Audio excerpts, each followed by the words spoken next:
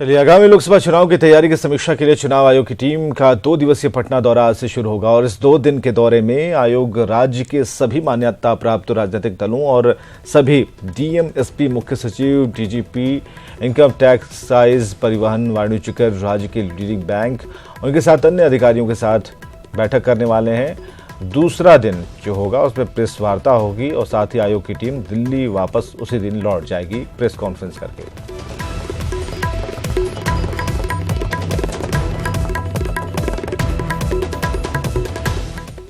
इधर बिहार बीजेपी ने सामान्य वर्ग को 10% आरक्षण के फैसले का लाभ देने के लिए अभियान शुरू कर दिया और ये अभियान है SC/ST एक्ट को लेकर बीजेपी से भड़के सवर्णों को मनाने का अभियान, जिसमें बीजेपी के सवर्ण नेताओं से लेकर दलित नेताओं को भी जुटाया गया है।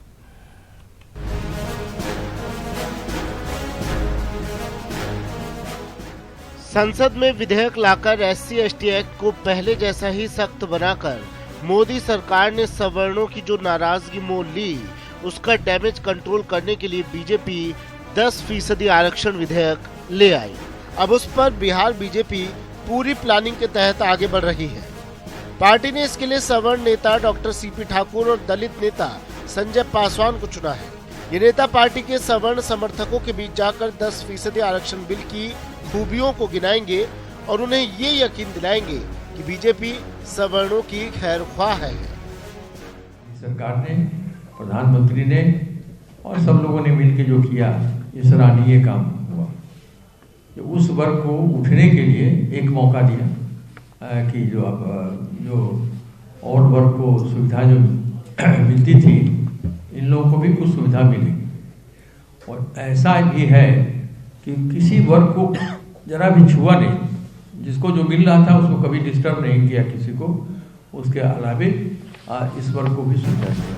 आरक्षण एक टूल है एम्पावरमेंट का, ये सबने स्वीकार किया है, इसलिए हम स्वागत करते हैं और हम इस महाअभियान को कुंठा मुक्ति अभियान मानते हैं। अभी जो आरक्षण में सामान्य वर्ग के लोगों को, सामान्य वर्ग के लोग ये बिल्कुल संजीदगी से प्रबुद्ध वर्ग के लोग हैं। हमें लगता है कि आरक्षण की लड़ाई लड़ने में जो हम सब लोग जहाँ कमजोर पड़ रहे थे, वहाँ हमें मजबूती मिलेगी। वह जो वर्ग आ रहा है सामान्य वर्ग का लोग, उनसे मिलेगी मजबूती और उनके अनुभव का लाभ लेते हुए हम सब लोग आरक्षण में लूपहोल्स है उससे निकलेंगे हम। बीजेपी के दूसरे दलित और सवर्ण नेता भी सवर्ण आरक्षण के इस माहौल को अपने पक्ष में करने में लगे हैं, यानी बीजेपी ने इसे पूरी तरह से एजेंडा बना लिया है। माननीय प्रधानमंत्री जी ने जो किया, केंद्र की सरकार ने, ये सामान्य वर्ग आरक्षण समझने की आवश्यकता यहाँ है कि सभी वर्गों के लिए आरक्षण है, न कि यह सवर्णों के लिए है और उसमें सारे समाज के लोग समाहित हैं। उसमें हो सकता है आगे चल के मेरे समाज के भी लोग शामिल हो जाएं, लेकिन सबसे बड़ी बात है कि ये आरक्षण चुनावी कोई बात नहीं है। देश का जनमानस बहुत जागरूक है। एनडीए सरकार ने, नरेंद्र मोदी की सरकार ने जो भी देश हित में, राष्ट्र हित में, जनहित में बेहतर काम किया है, स्वाभाविक रूप से सरकार और पार्टी अपने उपलब्धियों को लेकर जनता के बीच जाती है। बीजेपी को उम्मीद है कि 10% आरक्षण बिल उनसे भड़के सवर्ण वोट बैंक को वापस लाने में मददगार होगा। बहरहाल बीजेपी के इस फैसले का असर लोकसभा चुनाव में देखने को मिल जाएगा। पटना से ब्रिजम पांडे, न्यूज़ 18। और इधर लालू के बड़े बेटे तेज प्रताप की जनता दरबार के बाद अब तेजस्वी चौपाल लगाएंगे और यह चौपाल किसी चाय की दुकान पर नहीं बल्कि ट्विटर पर लगेगी। वहीं इस चौपाल के ऐलान के बाद सियासी बयानबाजी भी जारी है। –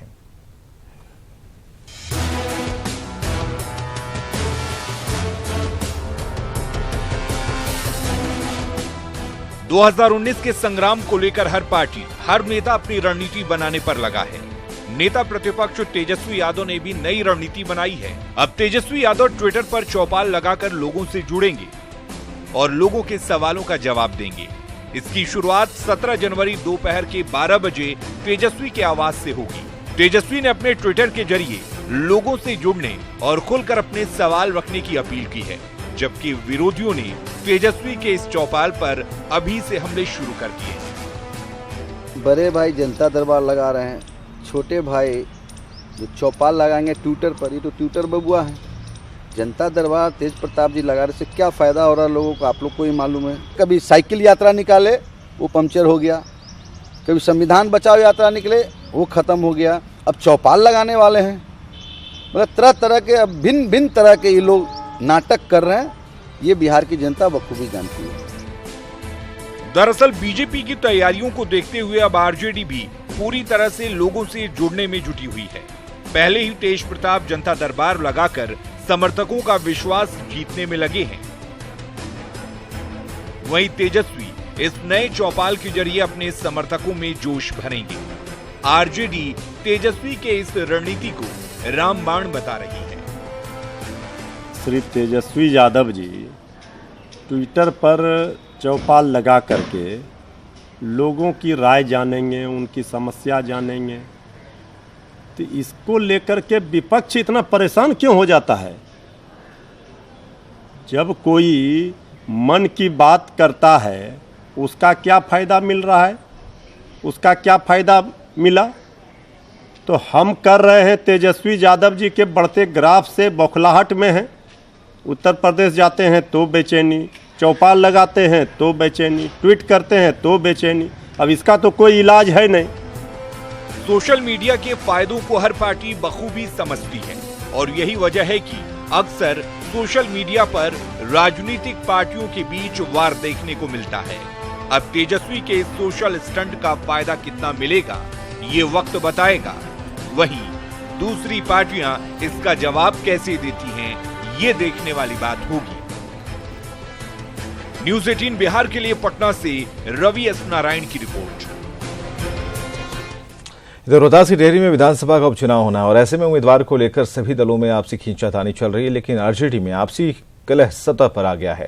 दरअसल आरजेडी कोटे से पूर्व मंत्री इलियास हुसैन के अलकतरा घोटाला में सजा हो जाने के बाद उनकी सदस्यता चली गई और इसके बाद डेहरी सीट खाली हो गई और इस सीट पर इलियास हुसैन के बेटे फिरोज हुसैन ने अपना दावा पेश कर दिया है और इलेक्शन कैंपेनिंग भी शुरू कर दी है।